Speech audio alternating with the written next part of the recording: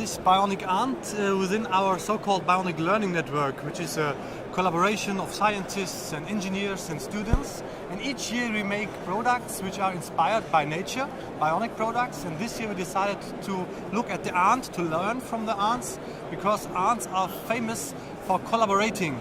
And this is something we think that in future, in Industry 4.0, we will have collaborating machines, subsystems working together. We have a lot of sensoring inside. We have a 3D vision camera. We have another optical sensors in here. We have processors to calculate the movements and also direction and so on. So also wireless modules, so they can communicate together. And beside this, we have these golden lines with this so-called 3D MID. So imagine this is a rapid prototype actually out of polyamide, and after producing the parts we coated it with gold, actually golden lines. So we are able now to apply the whole electronic parts on the body of the ant. This helps us, so we don't need any cabling. We can integrate a lot of functions in a very small space. And this is also a quite new and interesting technology, also in combination with these piezo elements, which are also quite new to move the legs. This piezo element is a piezo ceramic bending actuator actually.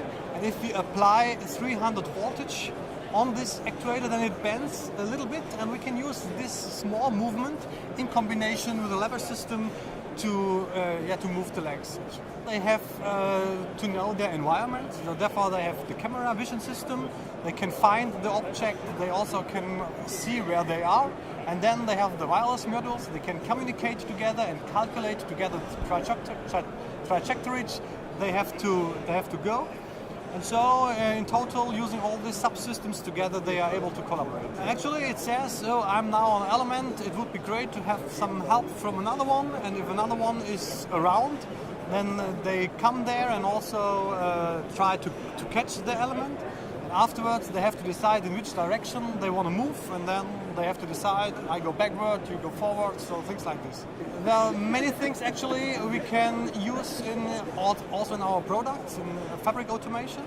On the one thing, this is the algorithms, which can be used in the communication tools, which can be used in many subsystems.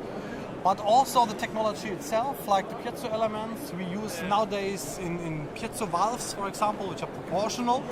Or we can use this kind of 3D MID just to be able to integrate a lot of functions on very little space, to miniaturize.